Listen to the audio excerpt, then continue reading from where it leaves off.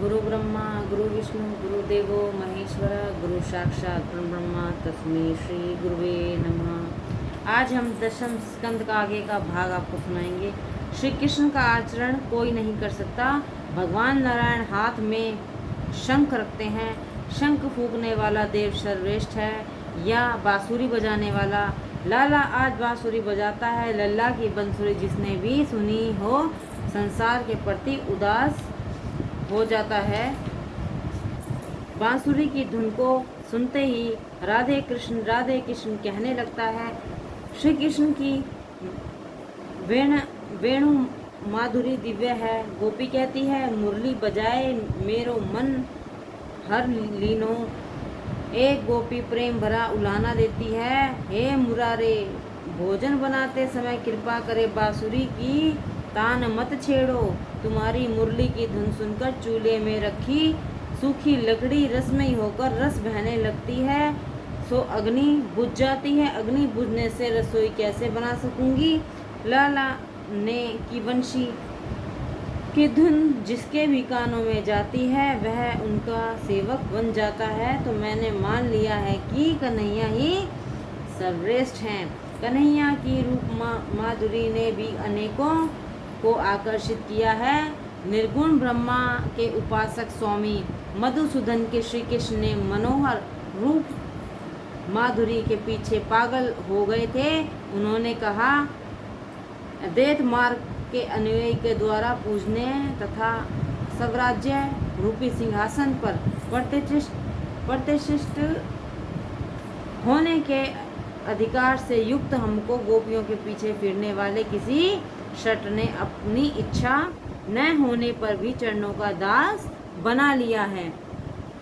श्री कृष्ण ने रूप माधुरी के पीछे कवि रस खान की भी पागल हो गए थे। उन्होंने कहा या लकुटी अरुक कामरिया पर राजती हूँ पुर तो तजी डारो।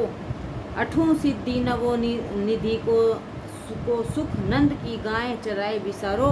श्री कृष्ण की रूप माधुरी दिव्य है, वे तो वैकुंठ निवासी नारायण से भी श्रेष्ठ हैं। यशोदा गंगाचार्य से कहती है महाराज भोजन का समय हो गया है, पहले आप भोजन कर लीजिए फिर आगे की बात होगी।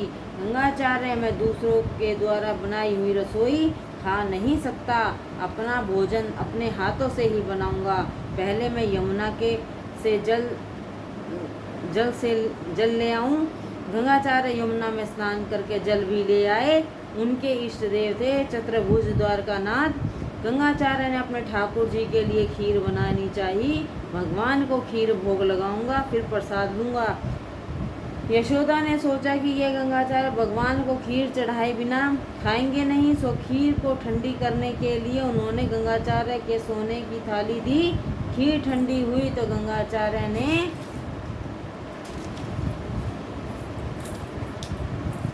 तुलसी दल बिखरा कर भगवान को प्रस्तुति प्रारंभ की। हे नारायण, हे लक्ष्मीपति, हे बैकुंठपति, खीर आरोग्य। कन्हैया कहने लगे मैं लक्ष्मीपति और बैकुंठनाथ हूँ गुरुजी, शायद मुझे ही पुकार रहे हैं। अंततः खीर के लिए मुझे ही जाना पड़ेगा। और सोचकर वह खीर खाने के लिए भागा हुआ पहुँचा और खीर खाने लगा। 12 बार माला फेरने में जितना समय लगे उतने समय तक ठाकुर जी के सम्मुख थाल रखा जाए। लल्ला को मनाना तो पड़ता ही है न। गंगाचार्य बोल रहे हैं ओम नमो नारायणा। कन्हैया कहता था महाराज आंखें बंद ही रखना। गंगाचार्य ने 12 बार माला फिराकर आंखें खोली तो देखा कि लल्ला खीर खाने में मगन है। अरे इस वैश्य के लड़के ने तो मेरी खीर को छू लिया।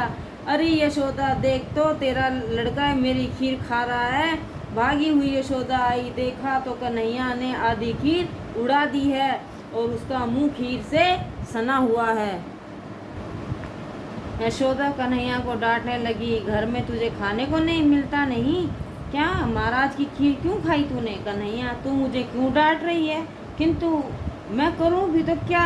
महाराज ने ही तो मुझे खीर खाने का बुलाया था।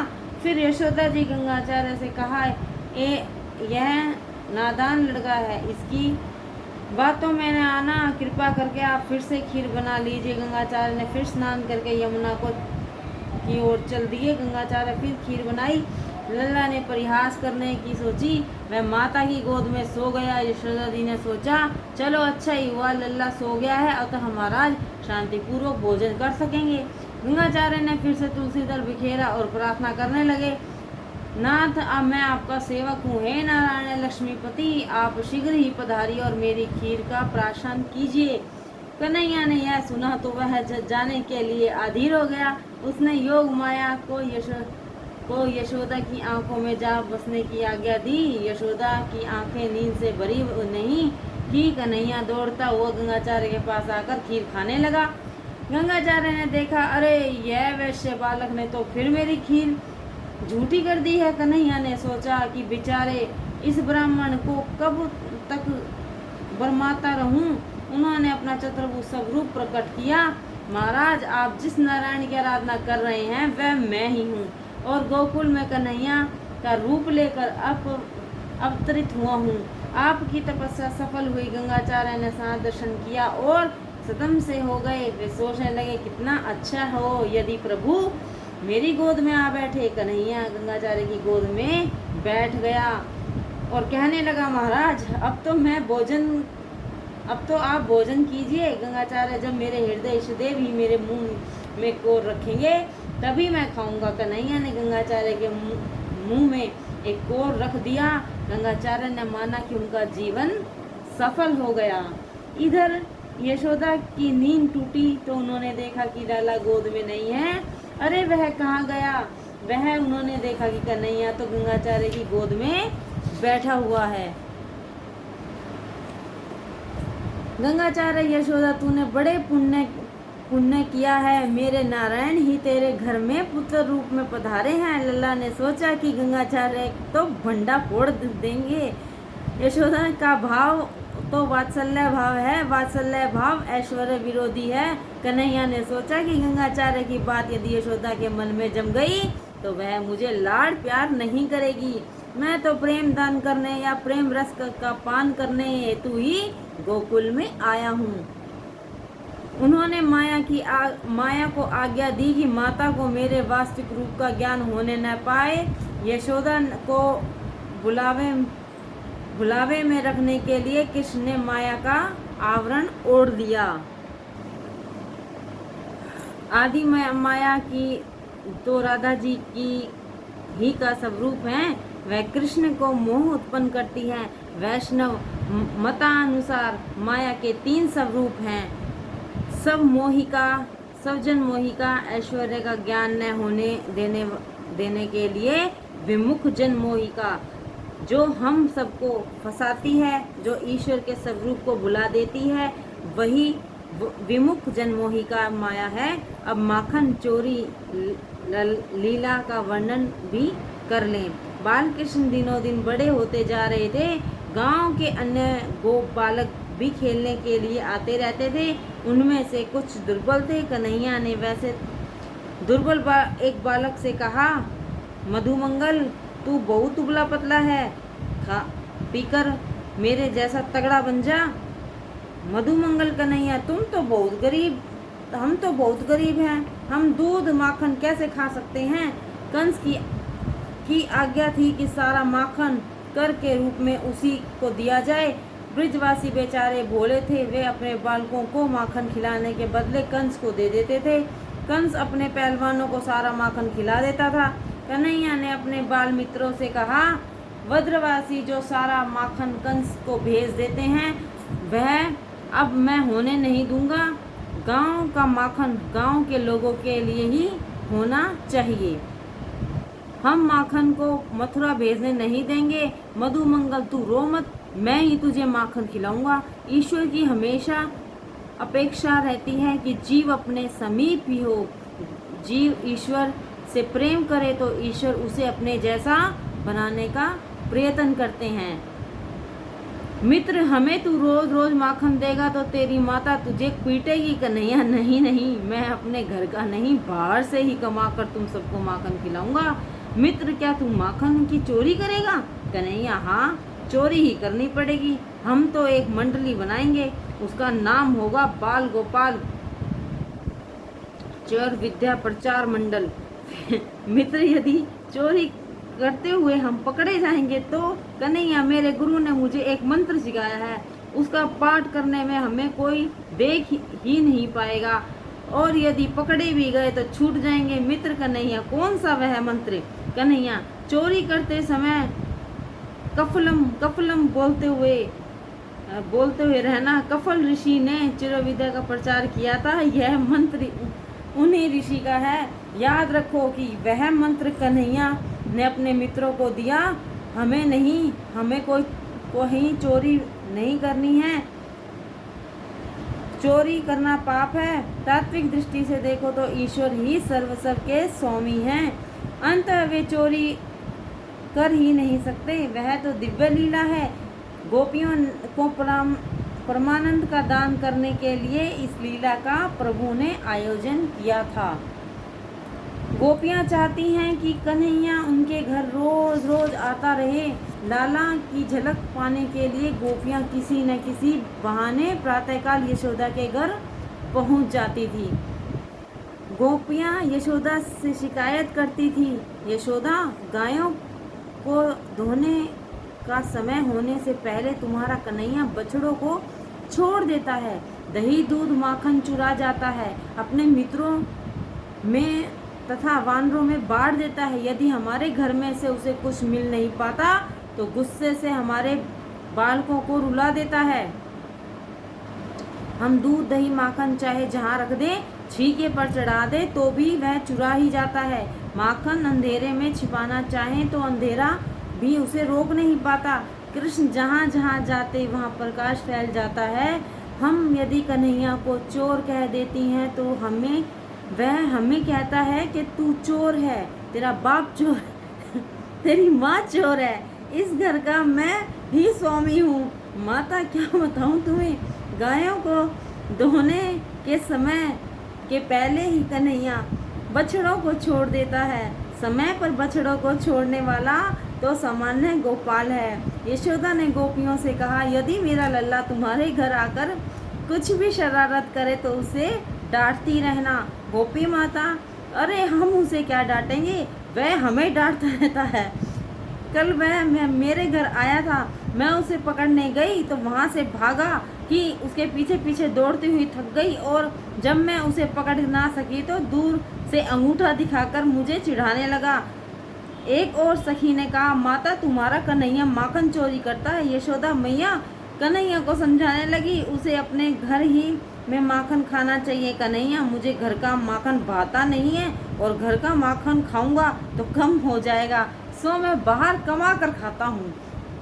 गोपी का माखन बहुत मीठा लगता है। सखियों ने कहा, माता, इस माखन चोर को बहुत लाड प्यार मत करना। सुखदेव जी बड़े विवेक से कथा कहते हैं, श्री कृष्ण चोर है ऐसा कहा नहीं गया, किंतु इति रोचु के अनुसार वज्र की गोपियां इस प्रकार यशोदा से माखन चोरी लीला कहती हैं, ऐसा कहा गया है। माता ने पूछा, कन्हैया का आगमन और माखन चोरी की तुम्हें खबर हो जाती है क्या? गोपियां, हाँ, कभी कभी तो उनके आने की बात सपने में भी आ जाती है। जब हम सोने को जाती हैं तो वहाँ भी कन्हैया ही दिखाई देता है, वह सपने में भी आता रहता है। वैष्णव जब सोते हैं तो कन्हैया को भी अपने साथ रखकर सोते हैं। ठाकुर जी के साथ रखने का अर्थ है, जब तक नींद न आए तब तक हरे कृष्ण का जाप किया जाता रहे। माता कन्हैया आए इस इच्छा में मैं तो ऐसी बह गई कि पागल सी हो गई हूँ, और मुर्बे की हांडी के छीके पर चढ़ाने के बदले अपने मुन्ने को ऊपर रख दिया। मेरे पति भी कन्हैया से के प्रेम में ऐसे पागल हो गए हैं कि सारा कामकाज छोड़कर उसी की रट लगाए रहते हैं। ईश्वर के साथ यदि प्रेम करोगे तो वह कभी भुलाया नहीं जा सकेगा। इस एक अन्य सखी ने कहा, माँ, कन्हैया ने तो आज मेरी लाज रख ली। यशोदा, क्या बात हुई थी? सखी, मेरा स्वभाव हो गया है कि रसोई बनाते समय भी मैं हरे कृष्ण जपती रहती हूँ। अब आज मेरे घर मेहमान आए हुए थे। मेरे ससुर जी बड़े क्रोधी स्वभाव के हैं। उन्होंने मुझसे कहा, आज मेहमान भोजन करेंगे तो सावधान रह के भोजन बनाना। हम वाटिका जा रहे हैं, 2 बजे लौटकर भोजन करेंगे। कृष्ण जप में कहीं रसोई बिगड़ ना जाए। मैं भोजन बनाती हुई सोच रही थी कि भक्तों को तो परमात्मा ही है। भोजन तो इस रस रूप प्रभु के लिए बनाया जाए। और मैं हरे कृष्ण का जाप करती हुई रसोई बनाने लगी। रसोई तैयार करते समय ऐसी उच्च भावना ही मन में होनी चाहिए। इस प्रकार मन कन्हैया की कल्पना में डूबा हुआ था। सो मोहन भोग में चीनी के बदले नमक डाल दिया। भगवान को भोग लगाया। ससुर जी और मेहमान आए तो उन्हें परोसा। वैसे तो मोहन भोग नमकीन हो गया था, किंतु उसमें भक्ति का पुट लगा हुआ था। अतः मेहमान ने तो उसकी प्रशंसा करते हुए खाया। यह भोजन नहीं, अमृत है, ऐसा कहा। भगवान के नामामृत से पुट से नमक का स्वाद मीठा हो गया था। मेरे क्रोधी ससुर जी ने मेरी रसोई की और मेरी प्रशंसा की। यह मेरी पुत्रवधू नहीं है, अन्नपूर्णा लक्ष्मी है, ऐसा कहा। अंत में जब मैंने खाना खाया, पाया कि मोहन भोग मीठा नहीं नमकीन था। माता मेरी तो इस कन्हैया ही ने तो लाज रख ली। दूसरी एक गोपी कहने लगी, क्या बताऊं, मैं दूध दही बेचने निकली, न जाने मुझे लगा कि मेरी मटकी में कन्हैया छिपा है। सिर से मैं मटकी उतार कर देखा तो उसमें लाला के दर्शन हुआ। अब कन्हैया को ही कहीं बेचा जा सकता है। मैं कुछ भी बेचे बिना वापस घर लौट आई तो बड़ी फजीहत हुई। अपनी बुद्धि रूपी मटकी में जो कन्हैया समाया हुआ होगा तो फिर कहीं उसके दर्शन होते रहेंगे। गोपियाँ अपनी बुद्धि में ठाकुर जी को विराजमान रखती थी। यदि अपने मस्तक, हृदय, मन में जड़ पदार्थ होंगे तो हर कहीं वही दिखाई देंगे, और कृष्ण होंगे तो कण कण में उनका दर्शन होता रहेगा। माता, हम जहाँ भी जाते हैं हमें कन्हैया का दर्शन होता है। या तो गोपियों की तन्मयता है, कृष्ण में ही तन्मयता हो जाने के कारण गोपियाँ संसार व्यवहार के कार्य कर नहीं पाती थी। वे कृष्ण प्रेम में शुद्ध बुद्ध खोकर न करने योग्य काम कर बैठती थी। प्रभु के लिए तो ऐसी ही तन्मयता होनी चाहिए। कृष्ण कथा में, कृष्ण लीला में जो व्यक्ति गोपियों की भांति तन्मय हो जाता है वह मुक्त हो जाता है। भागवत मृत्यु के पूर्व मुक्ति देती है। हाँ, तन्मयता गोपी जैसी होनी चाहिए। गोपियाँ घर में कामकाज के समय कान्हा को भूलती नहीं थी। भक्ति मार्ग में व्यवहार और परमार्थ अलग नहीं, एक ही है। प्रत्येक कार्य में प्रभु का संधान ही पुष्टि भक्ति है। प्रत्येक कार्य को व्यवहार में प्रभु में मानना ही भक्ति है। गोपियाँ ही इस भक्ति मार्ग में आद्य आचार्य है। इसी सिद्धांत को आचार्य महाप्रभु जी ने आगे बढ़ाया है। सभी कामकाज से निवृत्त होने के बाद भक्ति करना तो मर्यादा भक्ति है। सुबोधिनी में महाप्रभु ने गोपियों का प्रेम संन्यास नहीं कहा है। गोपियों के पास तो था केवल निस्वार्थ प्रेम। उनका तो प्रेम ही संन्यास था। वस्त्र संन्यास की अपेक्षा प्रेम संन्यास उत्तम है। कृष्ण प्रेम में हृदय पिघलाने और संन्यास हो पाता है, और तभी वह उजागर होता है। सभी कर्मों का न्यास त्याग संन्यास है। ईश्वर के लिए ही जो जीता है वह सन्यासी है। गोपियाँ ईश्वर के लिए ही जीती थी, अंततः उन्हें प्रेम संन्यास नहीं कहा गया है। यशोदा ने कहा, तुम कह रही हो कि लीला शरारती है, किंतु वो तो मुझसे कहता है कि उसने तो कुछ भी नहीं किया है। तुम उसे रंगे हाथ पकड़ लाओगी तभी मैं मानूंगी कि वह चोरी करता है, और तभी मैं उसे सजा दूंगी। प्रभावती नाम की एक गोपी ने कहा, इसमें क्या बड़ी बात है, मैं ही उसे रंगे हाथ पकड़ कर लाऊंगी। वह गोपी कुछ अभिमानी थी। कन्हैया ने तय किया कि आज हम प्रभावती के घर जाएंगे।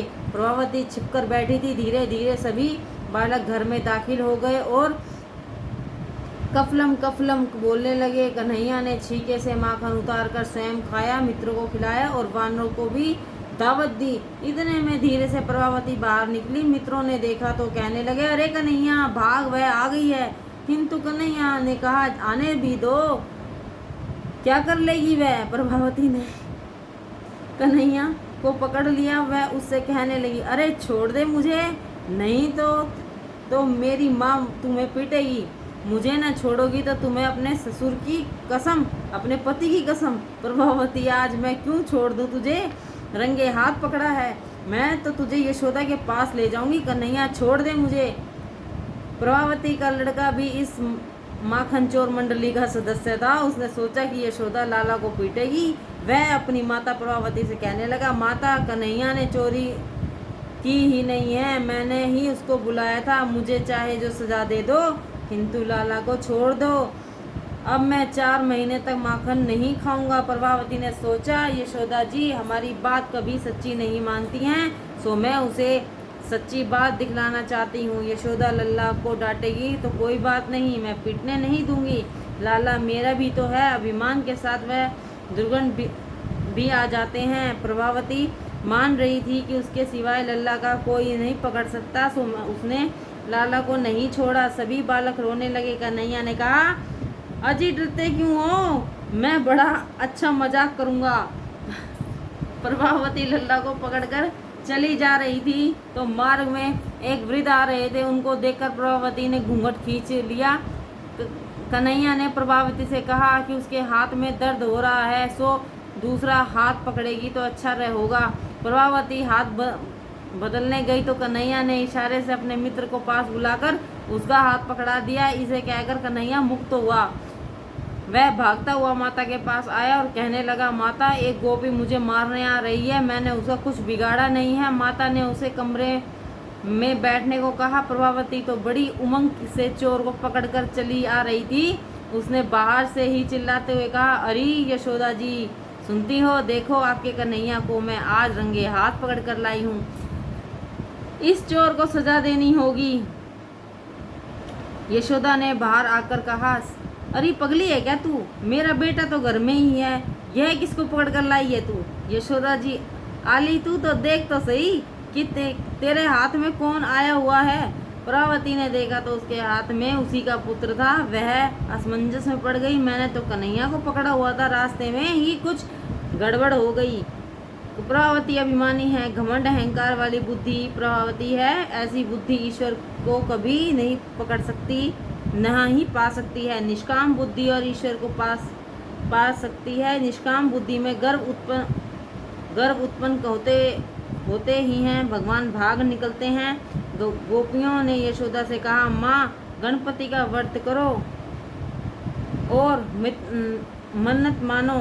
मैं बुद्धि सिद्धि के स्वामी हैं, वे विधि सिद्धि के स्वामी हैं, सो कन्हैया की बुद्धि को सुधारेंगे। यशोदा ने गोपियों की बात मान गई।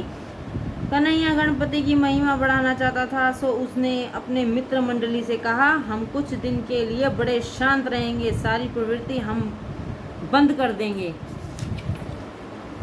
लाला घर में बैठा रहता था। यशोदा ने सोचा कि गणपति ने मेरे लाल की बुद्धि को ठीक कर दिया है। एक बार गोपालों ने यशोदा से शिकायत की कि कन्हैया ने मिट्टी खाई है। कृष्ण माँ, ये सब झूठ बोलते हैं, मैंने मिट्टी नहीं खाई है। लल्ला ने तो मिट्टी नहीं वज्ररज खाई है, मैंने मिट्टी नहीं वज्ररज खाई है। वज्ररज मिट्टी नहीं है। तुलसी जी सामान्य वृक्ष वनस्पति नहीं है। गंगा जी सामान्य नदी नहीं है। वज्ररज साधारण मिट्टी नहीं है। मिट्टी खाने के बहाने यशोदा जी को कृष्ण द्वारा अपने मुख से ब्रह्मांड दर्शन। यशोदा ने कन्हैया से कहा, अपना मुख खोल, मैं देखूं तो सही कि तूने मिट्टी खाई है या नहीं। कन्हैया ने मुंह खोला और यशोदा ने बेटे का मुंह देखा तो पाया कि उसमें तो सारा ब्रह्मांड समाया है। मुख दर्शन के बहाने कन्हैया ने माता को अपना विश्व रूप दिखलाया। सुखदेव जी वर्णन कर रहे हैं, ईश्वर के स्वरूप का ज्ञान लीला में बाधक है। पुत्र स्नेह वैष्णवी माता के हृदय में कन्हैया का योगमाया का संचार कर दिया। सो यशोदा कन्हैया का वास्तविक स्वरूप भूल गई और फिर उसे अपना पुत्र ही मानने लगी। पूतना ने बहुत से बालकों का वध किया था। वे सब पूतना के स्तन द्वारा प्रभु के पेट में जा पहुँचे।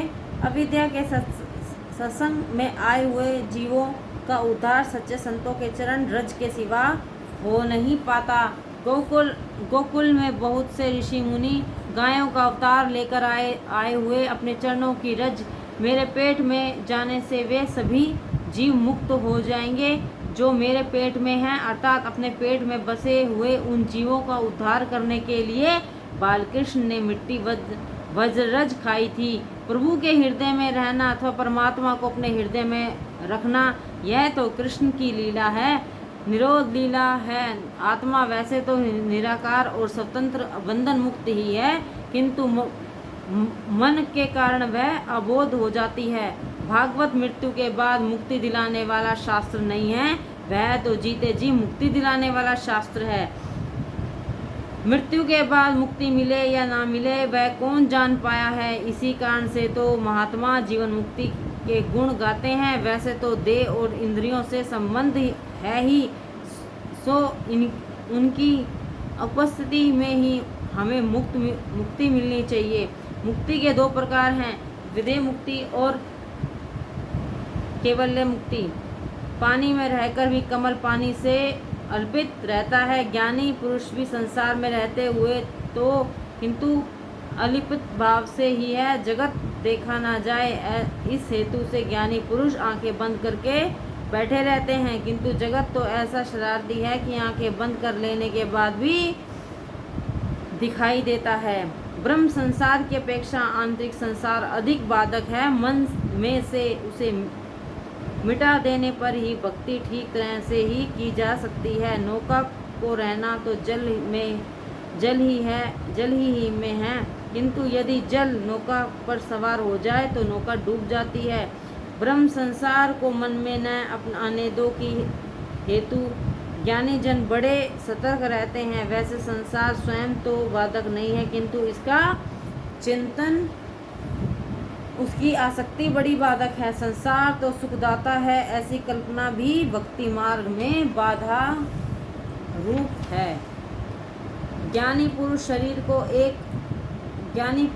शरीर को एक आवश्यकता के रूप में स्वीकार करते हैं, किंतु वे यह स्पष्ट जानते हैं कि सांसारिक सुख भ्रमक है, वह केवल अभ्यासित सुख है। दृश्य पदार्थ में से हटकर दृष्टा में जब दृष्टि स्थिर होती है तभी आनंद मिलता है। दृश्य दुख रूप ही है। दृश्य के दृष्टा को साक्षी कहते हैं। दृश्य दुख रूप है, दृश्यमात्र आनंद रूप ही है। दृष्टि को दृश्य में से हटाकर दृष्टा के स्थिर करोगे तो आनंद मिलेगा। जगत में रहना हो और विषय भी रहोगे ही, शरीर मन और जगत से भागा तो जा नहीं सकता, किंतु आसक्ति छोड़नी है। ज्ञानी जीव जगत को भोग दृष्टि से और ज्ञानी भगवत दृष्टि से देखता है। माया का अर्थ है लौकिक नाम रूप में आसक्ति, भक्ति का अर्थ है अलौकिक नाम रूप में आसक्ति। भक्ति मार्ग की भावना और श्रद्धा के बिना सिद्धि मिल नहीं पाती। आत्मा को क्या मुक्त करोगे, वह तो मुक्ति है। प्रभु के हृदय में निवास करना ही निरोध है। विरोध और वासना निरोध को प्रतिबंधित करते हैं। जब तक हृदय में विरोध है तब तक निरोध नहीं हो जाएगा। जीवन में से विरोध और वासना के जाते ही अपने पाप निरोध हो जाता है। मुक्ति कब मिलती है? शरीर के मरने से मुक्ति नहीं मिलती है, मन के मरने से मुक्ति मिलती है। मन का निरोध ही मुक्ति है।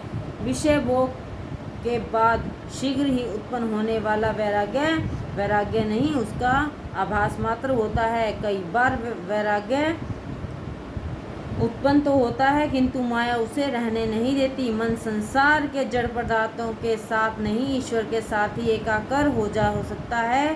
कृष्ण लीला मन का निरोध हृदय में प्रभु का निवास करने के लिए है। पूर्व जन्म का शरीर तो मर ही गया, किंतु मन या शरीर लेकर आया हुआ जीव आत्मा मन के साथ जाता है। सो शरीर की अपेक्षा मन की चिंता अधिक करनी है। मृत्यु के बाद ही मन साथ ही जाता है। पति पत्नी माता पिता पुत्र परिवार तुम्हारे मरने के बाद यही रह जाएंगे, किंतु मन तो संग ही जाएगा। सो अन्य सभी की ओर से आसक्ति कम करके मन की चिंता अधिक करो। यदि कोई संसारिक वस्तु बिगड़ गई या खो गई तो और मिलेगी, मन यदि बिगड़ गया तो दूसरा मन किसी भी बाजार में नहीं मिल सकेगा। जीवात्मा तन को छोड़ता है किंतु मन को साथ ले जाता है, अतः मन को हमेशा संभाले रहना। गीता में कहा है, जीवों में बसा हुआ मेरा अंश त्रिगुणमयी माया में स्थिर होकर मन से पांचों इंद्रियों का आकर्षण करता है। मन का आश्रय लेकर जीवात्मा ही इन विषयों का उपभोग करता है। सो मनुष्य के मरने के बाद भी मन तो साथ ही रहता है। शरीर तो मरता है किंतु मन नहीं मरता। मन तभी मरता है जबकि वह मन मोहन के साथ एक रूप हो जाता है, अर्थात मुक्ति मिले तभी मन मरता है। संसार के विषयों में हमेशा शंकाशील दृष्टि से देखो। सभी शंकराचार्य ने कहा है, गुरु बनने की अपेक्षा किसी के शिष्य बनना अच्छा है। यदि तुम किसी व्यक्ति के गुरु हो और वह शिष्य कुछ पाप करे तो उसके लिए तुम ही जिम्मेदार माने जाओगे। आत्मा मन का गुरु है, स्वामी है, मुक्त है। मुक्ति मन को मिलाती है, आत्मा तो मुक्त है, स्वतंत्र है। निद्रा और समाधि में अंतर है, फिर भी बहुत कुछ साम्य है। समाधि में मन सभी विषयों से निवृत्त हो जाता है और चित्रवृत्ति का निरोध होता है। निद्रा में भी मन संसार को भूल जाता है, संसार भुलाने पर ही निद्रा आती है। नींद के समय भी मन संसार के विषयों से परे हो जाता है, किंतु निद्रावस्था में मन पूर्णतः निष्विषय नहीं हो पाता। निद्रा का सुख तामसी है, उसमें अहम भाव शेष रह जाता है, अहम भाव का लय नहीं हो पाता। समाधि की अवस्था में मन पूर्णतः निविषय हो जाता है, अहम भाव भी लुप्त हो जाता है।